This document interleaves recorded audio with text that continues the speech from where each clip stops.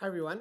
My name is Mahesh Karra, and I'm an assistant professor of global development policy here at BU, and also the associate director of the Human Capital Initiative that Kevin had mentioned earlier at the Global Development Policy Center. And so I think I was trying to figure out how to summarize the things that I do, because I started in West Africa and have been moving east ever since. And thinking about how my work kind of summarizes, it touches a lot on what Lawrence has done, on what John has done, and I think what Peter and others have also done, because my work really takes the intersection between population health and development and economic development. I'm a global health economist by training, and the angle that I often tend to think about is really thinking about the implications on women, on children and their families. So we recently started the program on women's empowerment research at the GDP Center, which is focusing on women's empowerment and women's well-being. How do programs, policies, and interventions that seek to target and improve the welfare for women, children, and their families, to what extent are they effective, and to what extent are they actually welfare improving? My research approach, I take many different approaches, including primary data collection. This is actually one where I actually have a lot of students from both undergraduate and graduate students at BU who accompany me and who work with the partners and the institutions that I have collaborated with in Africa on a number of projects, from research engagement to data collection to primary fieldwork, as well as engagement with policymakers and stakeholders, because a lot of the work that we are always seeking to achieve and to produce has policy relevance and must be engaged from the onset. So our partners span not only research institutions with local collaborators, but also policymakers and stakeholders from the onset. I do a lot of secondary data analysis, and I think the approach is I am all over the place, and I think that actually gives us a little bit of an advantage to think about how we can answer these very, very key structural and complex questions in multiple ways.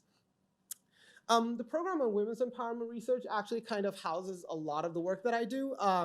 It's really to think about how can we advance women's empowerment to advance human well-being, as women are the centers of so much in terms of economic productivity, social productivity, and social and human well-being more broadly. And so the work that we're currently doing in Sub-Saharan Africa includes projects that are related to improving maternal and child health access and family planning and reproductive health services.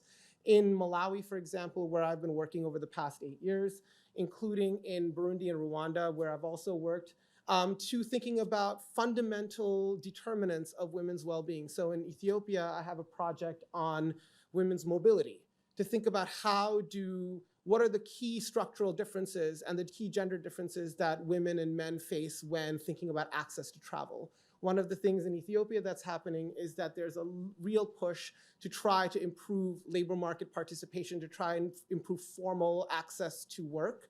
But in the absence of well-structured transport systems and the absence of well-structured travel, women make very different travel decisions than men. I don't think anybody who's a woman I have to tell this to anybody when it comes to safety, when it comes to security, when it comes to being able to access services that are otherwise available.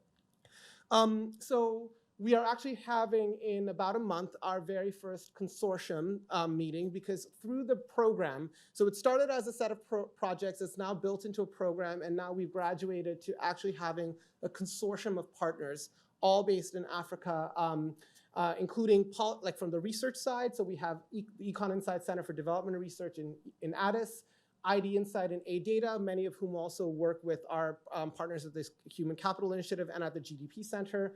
And then we have policy partners like AFIDEP, the African Institute for Development Policy, who have direct engagements with, for example, parliamentarians and policymakers who are making direct actions as we go. So these are partners who all have common interests in gender, in women's empowerment, and thinking about equity and equality across the subcontinent.